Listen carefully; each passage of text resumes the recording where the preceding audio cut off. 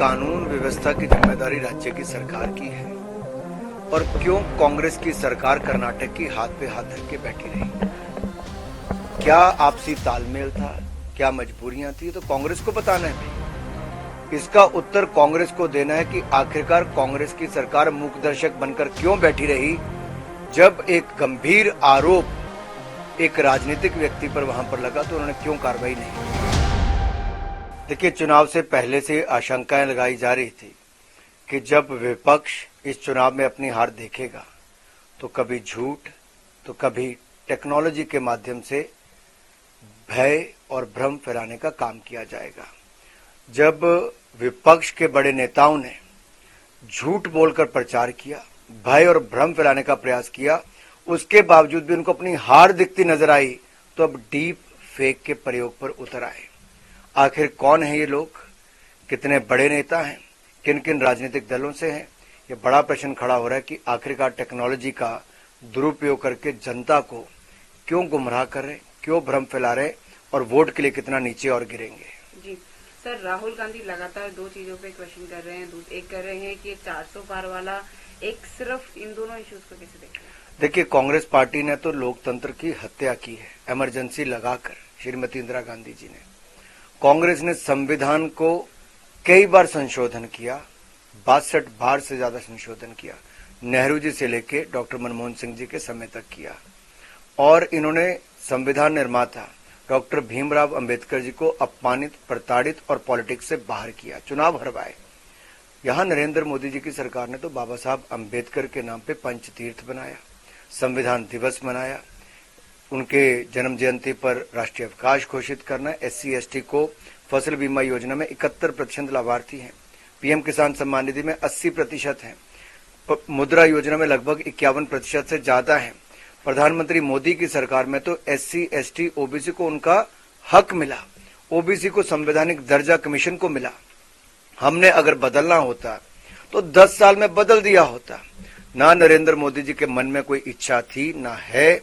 नरेंद्र मोदी जी ने तो पहले दिन एक सर झुकाया संसद की पहली सीढ़ी पर, दूसरा सर झुकाया अपना संविधान पर जो बाबा साहब अंबेडकर ने दिया है।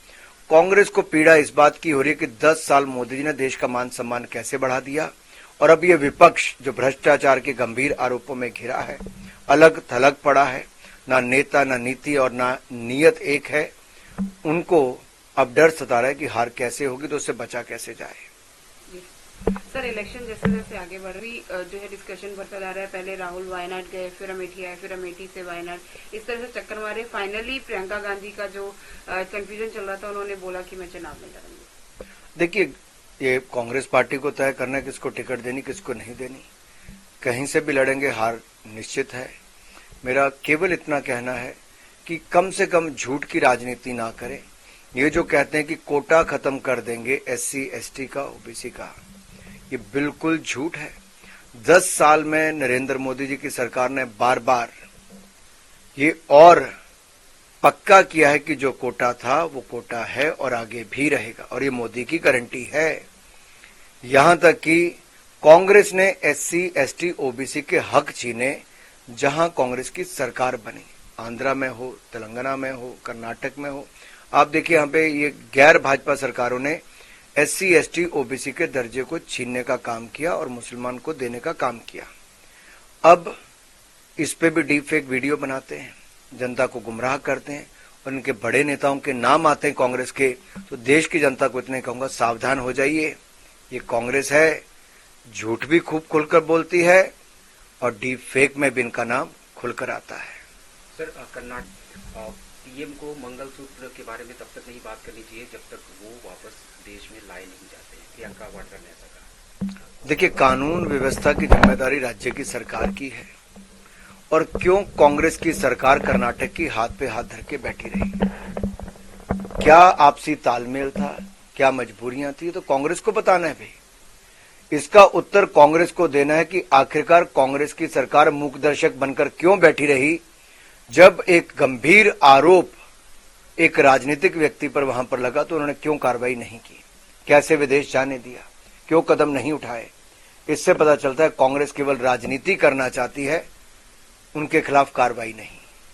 इंदौर के और मैं एक बात आपको और स्पष्ट कर दूं, भारतीय जनता पार्टी नारी शक्ति के सम्मान में नारी शक्ति वंदन बिल लाती है, 33% आरक्षण देती है, तो उनके लिए पक्का मकान, गैस का चूल्हा, शौचालय, दवाई से लेकर मुफ्त में अनाज का काम भी करती है, पानी की सुविधा भी देती है। नारी के लिए जो मोदी सरकार ने किया शायद किसी और सरकार ने उतना किया हो। और हम आज भी कहते हैं आरोपी के खिलाफ कड़ी से कड़ी कार्रवाई हो, कानून उसके ऊपर अपना काम करे, लेकिन कांग्रेस उससे दूर भागती नजर ना आए। प्रोपेगेंडा केवल काम से नहीं चलेगा, कार्रवाई करे कांग्रेस की सरकार। इंदौर की कांग्रेस ये कदम उठाना, देखिए, कहीं कांग्रेस के लोग नामांकन भरने के बाद नाम वापस ले रहे हैं, कहीं नामांकन भरने के लिए तैयार नहीं हो रहे। ये कांग्रेस के दिग्गज नेताओं से लेकर उनके कार्यकर्ताओं तक, उनके पार्टी के उम्मीदवारों तक है।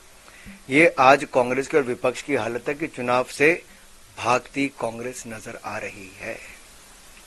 संदेश खाली मामले के मामले में सरकार पार्टी बनना चाहती है। देखिए, ऐसा लगता है कि वहां शाहजहां शेख का इतना दबाव शायद ममता बनर्जी पर ऐसे लोगों का है कि जो महिलाओं को अपमानित, प्रताड़ित भी करते हैं, उनकी जमीनों पर कब्जा करते हैं, उनकी इज्जत के साथ खिलवाड़ करते हैं। और ममता बनर्जी जी, आप महिलाओं को सुरक्षा देने की बजाय आप ऐसे अत्याचारियों को, आरोपियों को संरक्षण देने का काम करती हैं। ऐसी कौन सी मजबूरी है कि तुष्टीकरण की राजनीति के चलते आपको ऐसे लोगों को बचाना पड़ता है जो अत्याचारी भी हैं, भ्रष्टाचारी भी हैं और गंभीर मामलों में आरोपी भी हैं। ये दिखाता है कि वोट बैंक के लिए विपक्ष किसी भी स्तर तक गिरेगा, चाहे वो पश्चिम बंगाल हो या कर्नाटक हो। कर्नाटक का नाटक भी खत्म नहीं हुआ जब कांग्रेस के ही काउंसलर की बेटी की दिन दिहाड़े गला रेतकर हत्या कर दी गई। काउंसलर पिता को भी कांग्रेस की सरकार से न्याय की कोई उम्मीद नहीं थी, उन्होंने सीबीआई जांच मांगी। ये दिखाता है कि कानून व्यवस्था कर्नाटक में चरमरा गई है, कांग्रेस कदम उठाकर राजी नहीं है और इस तरह के आरोपी खुले में घूम रहे हैं।